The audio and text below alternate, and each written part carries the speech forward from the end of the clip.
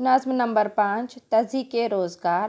آج ہم اس نظم کے سوال و جواب دیکھنے جا رہے ہیں۔ نمبر 1 ہے ہجو یا قصیدے کو پڑھ کر ذیل کی استثنائی سرگرمیوں کو ہدایت کے مطابق مکمل کیجیے۔ نمبر 1 ہے جس میں ہجو یا قصیدے کی تعریف لکھیے۔ جواب: ایسا قصیدہ جس میں کسی چیز کا مذاق اڑایا جائے یا برائی کی جائے ہجو یا قصیدہ کہلاتا ہے۔ اگلا سوال ہے سوال نمبر 2، قصیدے کے اجزاء کو ترتیب وار لکھیے۔ جواب: قصیدے کے اجزاء تشبیب، گریز، مدح اور دعا۔ اگلا سوال ہے ہجو یا قصیدے کے موضوعات کو واضح کیجیے۔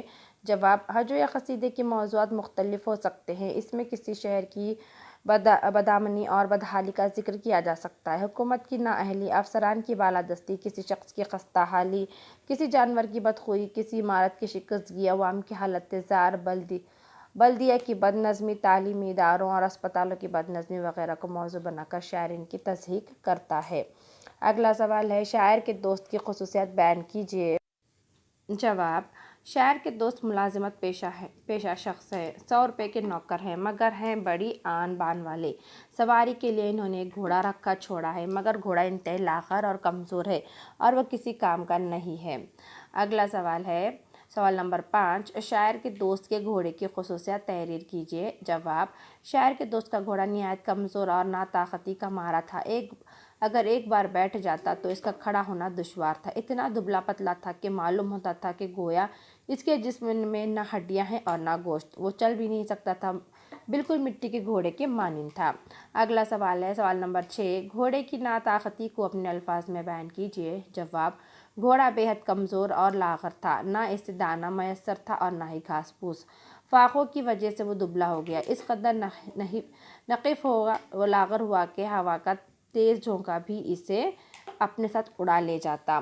اگلا سوال ہے سوال نمبر 7، شاعر کے دوست کی تنخواہ لکھیے۔ جواب: شاعر کے دوست کی تنخواہ 100 روپے تھی۔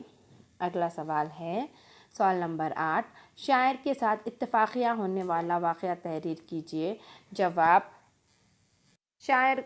شاعر کو ایک روز کوئی ضروری کام درپیش آیا تھا۔ تب انہوں نے سوچا کہ کیوں نہ اپنے ان آشنا سے جو ان کے مکان کے قریب رہتے تھے گھوڑا مستعار لیں اور اس پر سوار ہو کر اس کام کو انجام دینے جائیں۔ ان صاحب نے شاعر کی فرمائش کو سنا اور کہتے ہوئے معذرت چاہی کہ جناب میں ایسے 1000 گھوڑے آپ پر قربان کروں، لیکن یہ گھوڑا اس لائق نہیں ہے کہ اس پر آپ سوار ہوا جائے۔ اگلا سوال ہے سوال نمبر 9، شاعر کے دوست کے ساتھ ہونے والے واقعے کو اپنے الفاظ میں بیان کیجیے۔ جواب: جب شاعر کے دوست سے کہا گیا کہ وہ عرصہ دراز سے گھر میں بیٹھا وقت ضائع کر رہا ہے، اس لیے کچھ کارۂ نمایاں انجام دے، تب اس نے گھوڑے پر ذہن کسوائی اور سوار ہوا، مگر گھوڑا تھا کہ اپنی جگہ سے ہلنے کا نام نہیں لے رہا تھا۔ سائنس اسے توبڑا دکھا رہا تھا کہ دانے کی لالچ میں کچھ آگے بڑھے، پیچھے سے نقیب لاٹھی لیے اسے ہانک رہا تھا، مگر گھوڑا اپنی جگہ سے ٹس سے مس نہیں ہو رہا تھا۔ تماشا دیکھنے والوں کی بھیڑ بڑھتی جا رہی تھی اور اسے بڑی شرمندگی کا سامنا کرنا پڑ رہا تھا۔ اگلا سوال ہے سوال نمبر 10، شاعر کے دوست کے گھر پہنچنے کی رودات بیان کیجیے۔ جواب: شاعر کا دوست گھوڑے پر سوار ہو کر مرہٹوں سے لڑنے کے لیے میدان جنگ میں ضرور گیا، مگر اس کا گھوڑا اپنی ناطاقتی کی بنا پر اس کے لیے کارآمد ثابت نہیں ہو رہا تھا۔ جب اسے اپنے حریف پر چڑھائی کرنی ہوتی تو اسے خود دوڑنا پڑتا تھا، جیسے طفل نے سوار ہو دوڑتے ہیں۔ اس صورتحال کو دیکھ کر اس نے اپنی جوتیاں ہاتھ میں اٹھا لی اور گھوڑے کو بغل میں مارا دوڑتا ہوا گھر آن پہنچا۔ اگلا سوال ہے پہیے، بادبان اور گھوڑے کے درمیان کے ربط کو واضح کیجیے۔ جواب: جب شاعر کا دوست گھوڑے کو آگے کی جانب ہانک رہا تھا اور گھوڑا حرکت نہیں کر رہا تھا، تب بعض لوگوں نے کہا کہ اسے پہیے لگا کر آگے سرکایا جائے۔ بعض لوگوں نے بادبان باندھنے کا مشورہ دیا کہ پون کے زور سے وہ آگے بڑھے۔ دونوں مشورے از راہ کار تمسخر تھے، کیونکہ گھوڑا نہ کاٹ کا تھا کہ پہیہ لگا کر اسے بڑھایا جاتا اور نہ ہی بادبانی کشتی نما تھا کہ اسے بادبان کی ضرورت ہوتی۔ اگلا سوال ہے نظم سے صنعت مبالغہ کے اشعار نقل کیجیے۔ جواب: صنعت مبالغہ کے اشعار ہیں جس میں نمبر 1 ہے مانند نقش نال زمین سے بجس فنا، ہرگز نہ اٹھ سکے وہ اگر بیٹھے ایک بار۔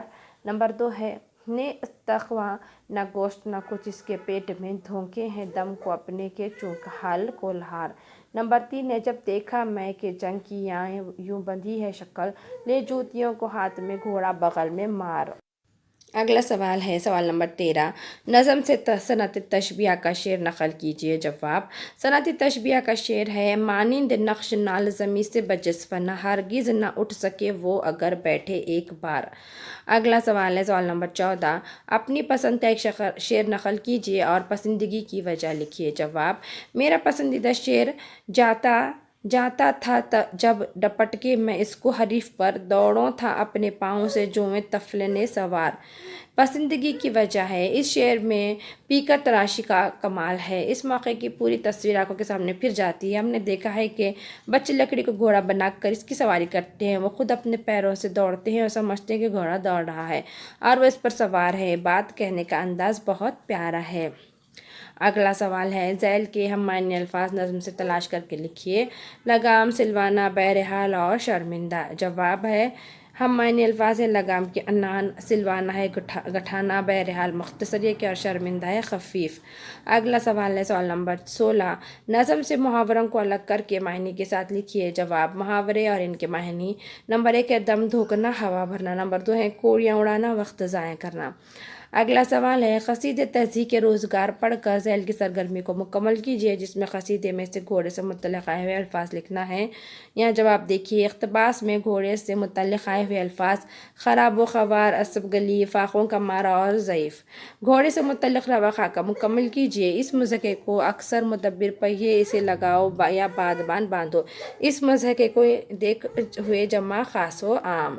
اکثر مدبر ان میں سے کہتے تھے کہ یوں پکار، پہیے اسے لگاؤ تاکہ ہووے یہ رواں، یا بادبان باندھو پون کے دو اختیار۔ تو آج ہم نے یہاں پر نظم نمبر 5 تہذیب روزگار، یہاں اس کے سوال و جواب مکمل ہوئے۔ ہم اپنے اگلے ویڈیو میں اگلی نظم کو دیکھیں گے اور اس کے سوال و جواب کو دیکھیں گے۔ ہمارے چینل کو سبسکرائب کریں، ویڈیو کو شیئر اور لائک کریں۔